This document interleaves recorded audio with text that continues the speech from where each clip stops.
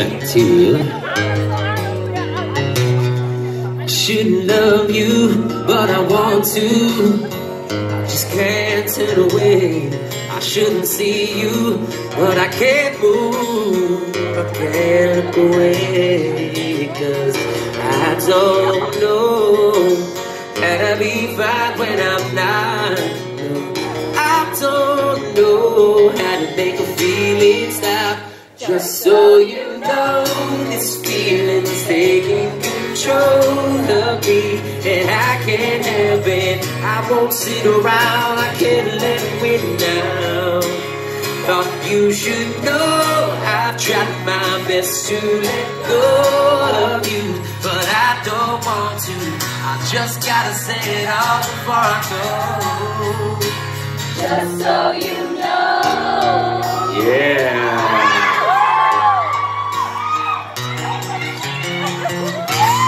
Give it up for my man Jocko. You guys got any questions? Anything that's just been burning for the last 4 years that you have to know? Go ahead.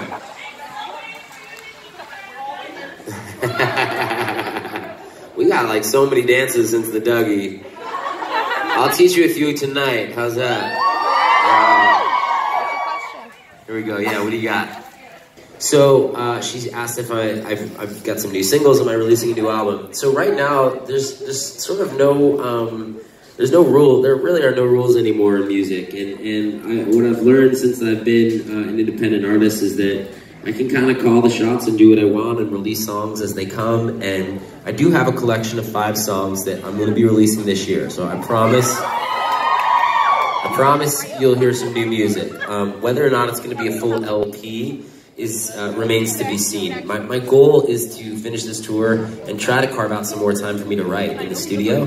But I've just been really busy, which has been great. And in the fall, there's a ton of colleges that I'll be doing as well. So it's just hard to sort of carve out that time. But I'd like to.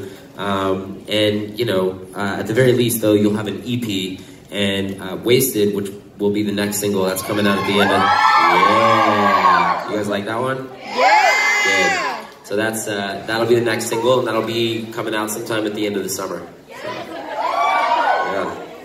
What do you got over there? Me? Yeah. What was... Me or you? Yeah, Go ahead, you first. We'll do both. Go ahead, you first. What made me want to go into music? You know, both my parents were very musically inclined, and they started, my mom went to study dance at UCLA and then at Juilliard, and my father was a theater major as well in a little school, I think in Rhode Island, and they both just loved the arts, and they were both very talented. And so then when I came along, it just kind of became a family affair.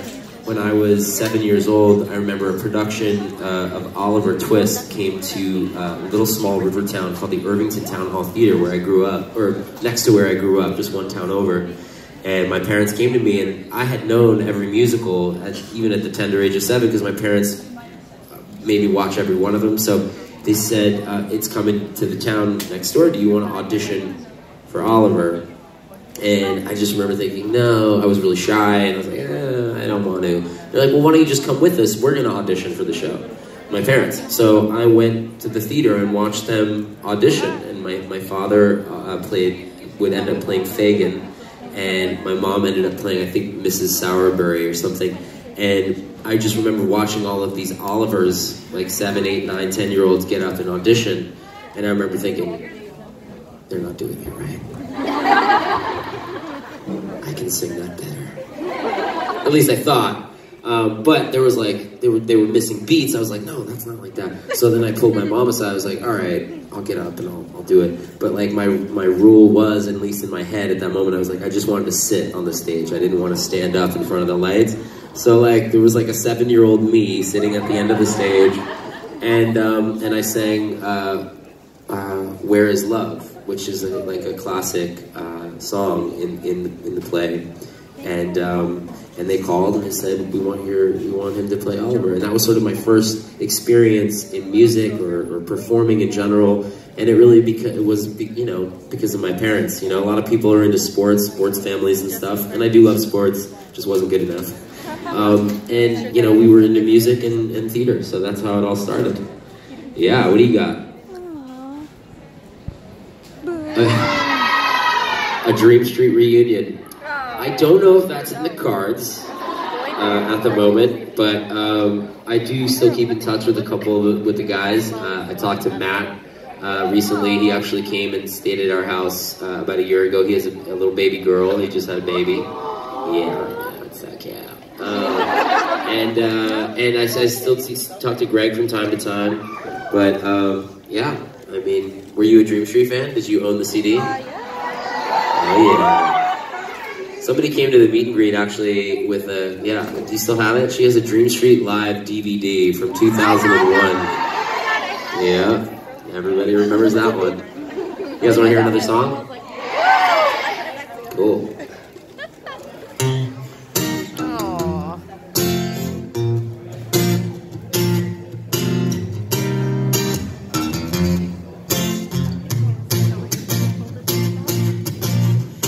This girl down the block from me used to tell myself she was too high for me, yeah. Then I saw her at the corner store, so I ran on over just to grab the door. I got a number, we started chilling, hey, started buzzing, then got addicted. Now I know what she can't live without singing. Right now. Hey. Shorty hit me up, said she wanna re-up, knows I got the best in town. Cause when she get the shiver, she knows that I deliver. I'm the one that holds her down. She's about to break, and I won't let her wait. It's getting kinda late, and she just wanna shake. Wow. What do you got?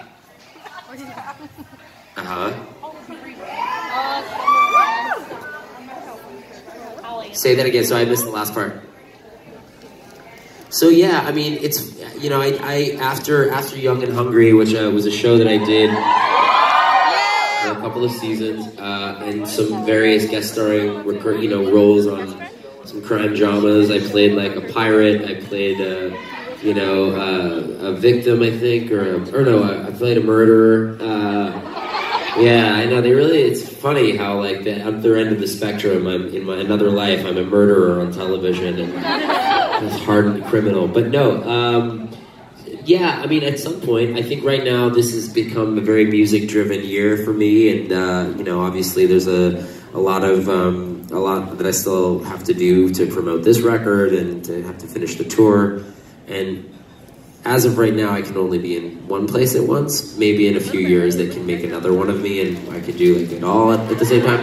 But yeah, I mean, I love it all. You know, I love music, and I do enjoy acting quite a bit. It's just I go through phases where I need to like try different things and explore other avenues, or I get bored really easily. But I'm glad you're a Summerland fan. Someone told me that they can't find. It's just like nowhere to be found on. Nope. On DVD. Summerland? Yeah, on YouTube. Yeah. What do you got? Yes. Sure. Oh my god, I've been searching that for years. Oh, I'm happy you're here. No. Oh, I'm so sorry. I love that. The support system, nice.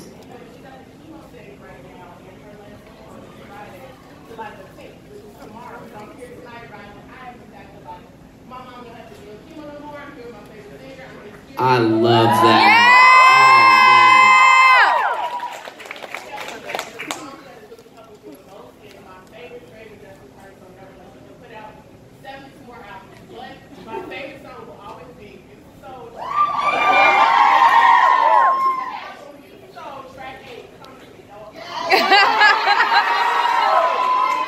I would sing that for you right now, but I don't think Jocko knows it. Acapella! That's That's very nice, though. Will you please give your mom a very big kiss for me and tell her I love her and to feel better and to keep fighting? And you're a really cool daughter for doing that and supporting her that way. Yeah! We can do Beautiful Soul, though. You want to hear that? All right. Where's Eddie? Here's Eddie. Eddie, all right, this one's for Eddie. Eddie asked if I could dedicate this one. Yeah! I don't want another pretty face. I don't want just anyone to hold. I don't want my love to go to waste. I want you and your beautiful soul. Hey.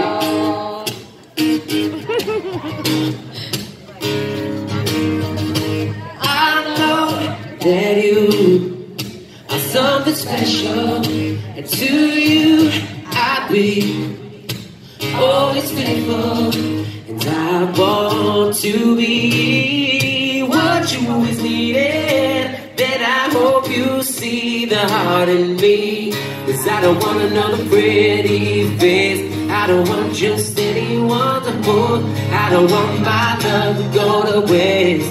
I want you and your beautiful soul. You're the one I wanna chase. You're the one I wanna hold, and I won't let another minute go to waste. I want you and your beautiful soul, yeah. Chicago, thank you guys so much for hanging out.